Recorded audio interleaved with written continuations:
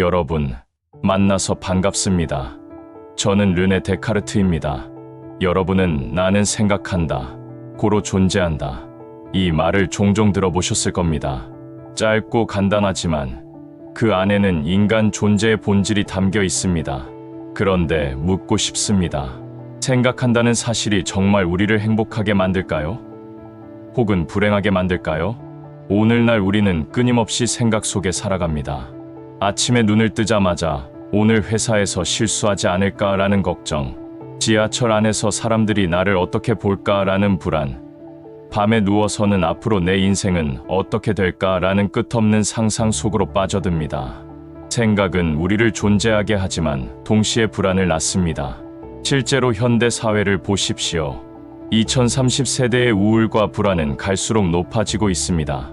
취업, 주거, 관계, 미래에 대한 끝없는 계산과 고민 속에서 과도한 사고는 일상이 되고 말았죠. 많은 젊은이가 말합니다. 생각이 너무 많아서 잠을 잘 수가 없다. 이쯤에서 질문이 떠오릅니다. 생각은 왜 우리를 고통스럽게 만드는가? 만약 제가 나는 생각한다, 고로 존재한다라고 말했을 때 그것은 인간 존재의 확실한 출발점이었습니다. 하지만 현대인에게는 이렇게 들릴지도 모릅니다. 나는 생각한다, 그래서 불행하다. 오늘 저는 이 질문을 여러분과 함께 풀어보고자 합니다. 생각의 본질은 무엇이며 그것이 어떻게 우리의 불행과 연결되는지, 그리고 우리는 어떻게 이 생각의 굴레를 다스릴 수 있을지를 말이죠. 우선 제가 왜 그런 명제를 말했는지 잠시 돌아가 보겠습니다. 17세기 유럽은 혼란의 시대였습니다. 중세의 전통적 권위가 무너지고 종교적 갈등과 과학혁명이 뒤엉켰습니다. 누구도 진리의 확신을 가질 수 없었습니다. 저는 의심했습니다. 눈에 보이는 것, 들리는 것, 심지어 몸이 있다는 사실조차 모두 의심했습니다. 하지만 단 하나만은 의심할 수 없었습니다. 의심하고 있는 나 자체였습니다. 그 결과가 바로 나는 생각한다, 고로 존재한다였습니다. 이 문장은 단순한 철학적 장난이 아닙니다. 인간이 세계와 관계를 맺는 출발점이 바로 사유하는 주체임을 선언한 것입니다. 그러나 문제는 여기서 시작됩니다. 인간이 생각하는 존재라는 사실은 확실성을 보장했지만 동시에 무거운 짐을 남겼습니다. 현대 심리학자들은 과잉사고라는 개념을 이야기합니다. 인간의 뇌는 끊임없이 문제를 분석하고 미래를 예측하려 합니다. 진화적 관점에서는 생존에 유리했겠지요. 하지만 오늘날 이 능력은 오히려 불행을 만들어내는 경우가 많습니다. 예를 들어 한 취업 준비생이 면접을 앞두고 있습니다. 그는 자기 대답이 적절했는지, 면접관이 어떤 표정을 지었는지 그 미묘한 뉘앙스를 밤새 곱씹습니다. 결국 불안은 현실보다 생각 속에서 더 크게 자라납니다. 또 다른 사례를 보겠습니다. SNS 시대의 사람들은 끊임없이 남의 시선을 의식합니다. 내가 올린 사진이 몇 개의 좋아요를 받을까? 사람들이 나를 어떻게 평가할까라는 끝없는 반추가 이어집니다. 존재는 생각 속에서 확실해지지만 그 생각은 곧 불행의 원천이 됩니다. 저의 명제가 현대에 들어서는 새로운 질문을 불러일으킵니다. 생각은 우리를 존재하게 하지만 동시에 고통스럽게도 만드는가? 이제 이 문제를 우리의 삶 속에서 살펴봅시다. 첫째, 직장인의 경우입니다. 업무가 끝났는데도 머릿속에서 상사의 말이 떠나지 않습니다. 그때 내가 잘못한 걸까라는 생각은 퇴근 후에도 계속 이어집니다. 몸은 쉬고 있지만 정신은 쉴 틈이 없습니다. 둘째, 청소년과 대학생들입니다. 시험이 끝난 뒤에도 이 문제를 틀렸을까? 내가 이 점수로 원하는 대학에 갈 수 있을까라는 생각이 머리를 짓누릅니다. 이미 결과는 바뀌지 않지만 생각은 계속 이어집니다. 셋째, 인간관계에서도 비슷합니다. 친구와의 대화에서 무심코 던진 말이 상대에게 상처가 되지 않았을까? 연인과의 대화에서 내가 충분히 진심을 표현했을까? 우리는 관계의 장면을 떠나서도 끝없이 반추하며 스스로를 괴롭힙니다. 이 모든 상황을 요약하면 이렇습니다.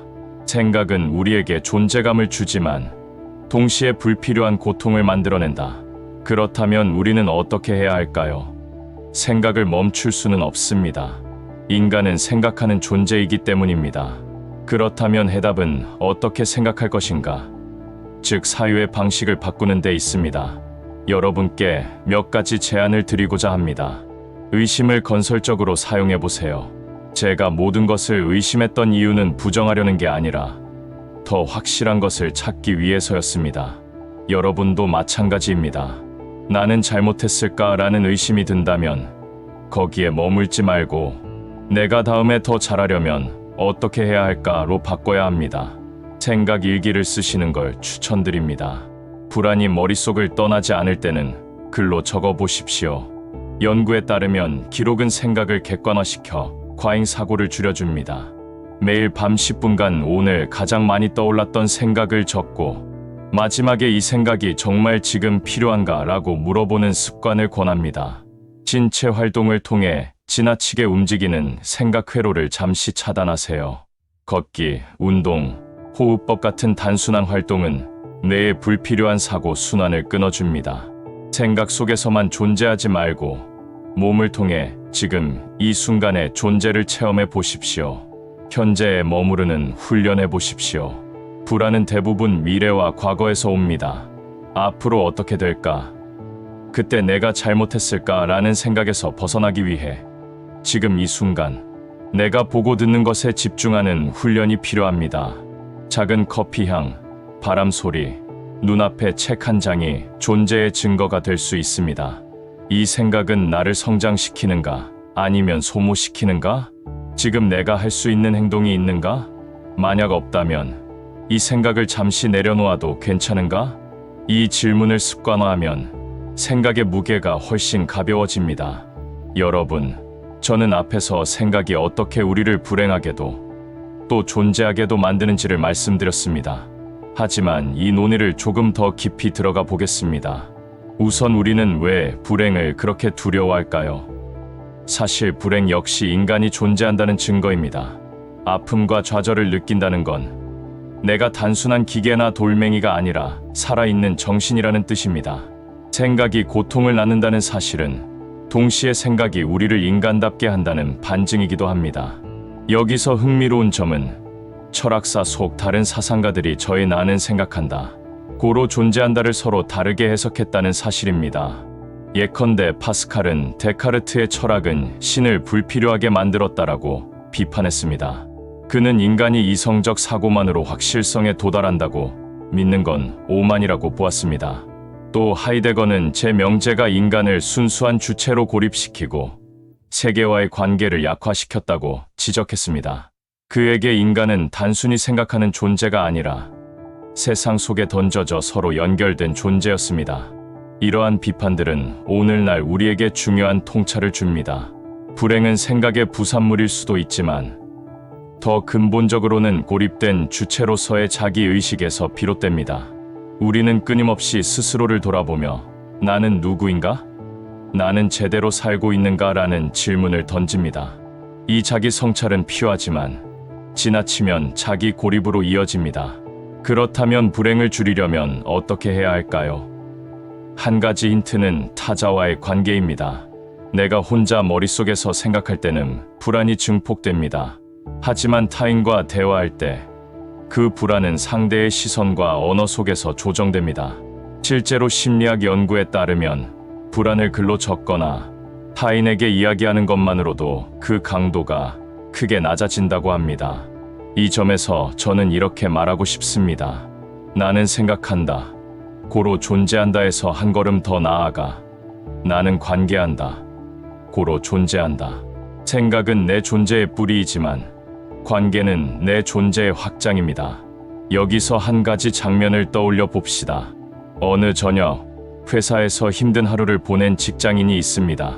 그는 머릿속으로 계속 상사의 말과 자신의 실수를 곱씹으며 집으로 돌아옵니다. 집에 도착해 혼자 방에 앉아 그 생각을 반복하면 불행은 배가 됩니다. 하지만 그가 친구와 만나 오늘 이런 일이 있었어라고 털어놓는 순간 상황은 달라집니다. 친구는 이렇게 말할지도 모릅니다. 너만 그런 게 아니야. 나도 그래. 그 짧은 공감의 말은 머릿속 불안을 무너뜨립니다. 바로 이때 생각이 관계 속에서 치유되는 것입니다. 또 다른 장면, 한 대학생이 시험을 망쳤다고 생각하며 밤새 잠을 이루지 못합니다.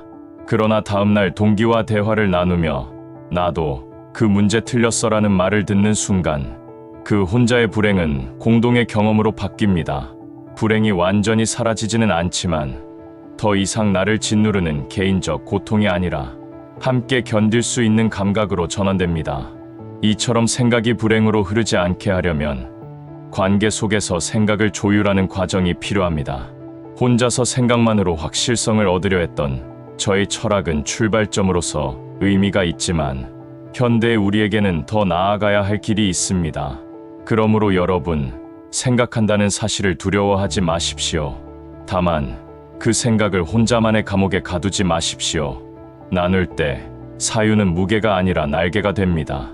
그리고 그 순간 우리는 단순히 생각하는 존재가 아니라 함께 존재하는 인간이 됩니다. 여러분, 이제 질문을 한 걸음 더 옮겨봅시다. 제가 살던 17세기와 오늘날 여러분이 살아가는 21세기는 너무나 다릅니다. 그러나 한 가지는 같습니다. 인간은 여전히 확실한 근거를 찾으려 애쓴다는 점입니다. 다만 그 과정이 훨씬 복잡해졌습니다. 오늘날 우리는 생각이라는 내적 과정뿐 아니라 디지털 환경이 만들어낸 외부 자극 속에서도 끊임없이 존재를 확인합니다. SNS 알림, 메신저의 답장, 검색 결과, 유튜브 조회수. 현대인은 스스로에게 이렇게 말합니다. 나는 생각한다. 그러므로 존재한다가 아니라 나는 클릭된다. 그러므로 존재한다. 이때 불행은 더 심각해집니다. 왜냐하면 존재의 확실성을 내 안에서 찾는 대신 외부의 끊임없는 피드백 속에서 찾으려 하기 때문입니다. 좋아요가 많으면 안심하고 적으면 불안해집니다. 내가 누구인지, 내가 가치 있는 사람인지에 대한 답을 내 생각에서가 아니라 타인의 반응에서 구하는 것이죠. 이런 사회적 조건 속에서 생각은 불행과 더 빠르게 연결됩니다.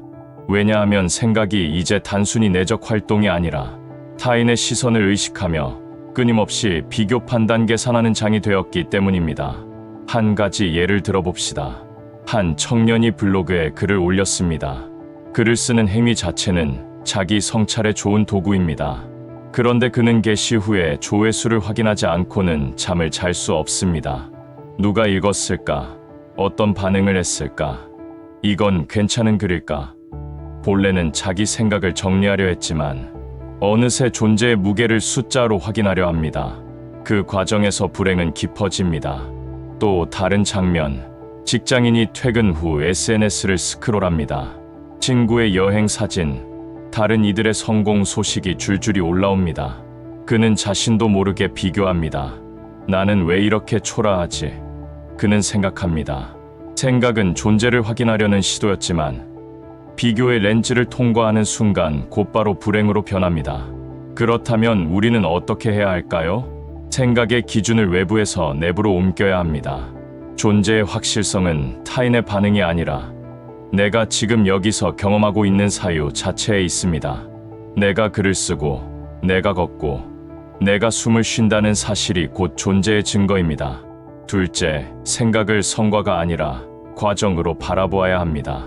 이 생각이 나를 어디로 데려갈까라는 질문 대신 이 생각을 하는 지금의 순간 자체가 의미 있는가라고 물어보는 것입니다. 여기서 다시 원점으로 돌아갑니다. 제가 했던 말은 나는 생각한다. 고로 존재한다. 하지만 만약 제가 오늘 이 자리에 서 있다면 이렇게 바꿔 말할지도 모릅니다. 나는 생각한다. 그러나 존재는 이미 충분하다. 생각은 우리의 존재를 증명하는 수단이 아니라 이미 주어진 존재를 풍요롭게 만드는 도구여야 합니다. 그런데 우리는 생각을 증거 이상의 것으로 만들어버려 오히려 스스로를 올가맵니다. 여러분이 오늘 강의를 마치고 돌아가면서 단 한 가지라도 기억하신다면 저는 이렇게 당부하고 싶습니다. 생각 때문에 괴로울 때 잠시 멈추고 스스로에게 물어보십시오. 나는 지금 이 생각에 매여 있는가? 아니면 내 존재 그 자체를 느끼고 있는가? 그 순간 생각은 더 이상 불행의 뿌리가 아니라 존재를 확인하는 조용한 창문이 될 것입니다. 지금까지 우리는 생각이 불행과 행복을 동시에 낳을 수 있다는 점을 이야기했습니다. 그런데 여기서 또 하나 중요한 문제를 짚어야 합니다. 바로 자유와 책임입니다. 나는 생각한다. 고로 존재한다. 이 말은 단순히 나의 존재를 증명하는 선언이 아닙니다. 동시에 그것은 내가 나의 생각에 대해 책임을 져야 한다는 뜻이기도 합니다. 왜냐하면 내가 존재한다는 확실성은 내가 사고하는 주체임을 전제로 하기 때문입니다. 현대 사회에서 많은 이들은 불행을 외부 환경 탓으로 돌립니다. 회사, 부모, 제도, 사회 구조. 물론 이런 것들은 우리의 삶에 큰 영향을 미칩니다. 그러나 동시에 우리가 간과하는 사실이 있습니다. 바로 내가 어떤 생각을 선택하는가, 역시 나의 자유이자 책임이라는 점입니다. 예를 들어 한 직장인이 상사에게 혼났습니다. 그는 두 가지 길 중 하나를 선택할 수 있습니다. 나는 무능하다라고 생각하며 자기 존재를 축소하는 길. 이번 경험을 성장의 계기로 삼자라고 생각하며 자기 존재를 확장하는 길. 같은 사건이지만 생각의 방향 선택이 인생의 궤적을 완전히 달라지게 만듭니다. 이 선택은 누구도 대신해 줄 수 없습니다. 바로 자기 책임입니다. 니체는 이렇게 말했습니다. 인간은 해석하는 동물이다. 세상에는 수많은 사건이 벌어지지만 그것을 어떻게 해석하느냐는 우리의 몫이라는 뜻입니다. 즉, 생각은 단순한 내적 활동이 아니라 자유와 책임의 장입니다. 여기서 우리는 또 하나의 질문을 마주합니다. 나는 나의 생각을 어떻게 책임지고 있는가? 불안한 생각을 붙잡고 스스로를 무너뜨리는가? 아니면 불안한 생각을 전환하여 한 걸음 앞으로 나아가는가? 책임을 진다는 것은 단순히 무거운 짐을 진다는 뜻이 아닙니다. 오히려 내가 내 삶을 주체적으로 만들어간다는 의미입니다. 내 생각이 곧 나다라는 사실을 인정하는 순간 우리는 더 이상 타인의 시선이나 환경에 휘둘리지 않고 스스로 삶의 방향을 설계할 수 있습니다. 이제 다시 한번 묻습니다. 여러분은 오늘 어떤 생각을 선택하셨습니까? 그 생각은 여러분의 존재를 가볍게 만들었습니까? 아니면 무겁게 만들었습니까? 우리는 선택할 수 있습니다. 불행을 강화하는 생각을 붙잡을 수도 있고 자유를 확장하는 생각을 선택할 수도 있습니다. 그리고 이 선택이야말로 우리가 인간으로서 가진 가장 근본적인 권리이자 의무입니다. 결국 생각은 단순히 불행의 원천이 아니라 자유와 책임의 무대입니다. 그 무대에서 우리는 매일 새로운 연극을 써 내려갑니다. 그리고 그 대본의 주인공은 바로 여러분 자신입니다.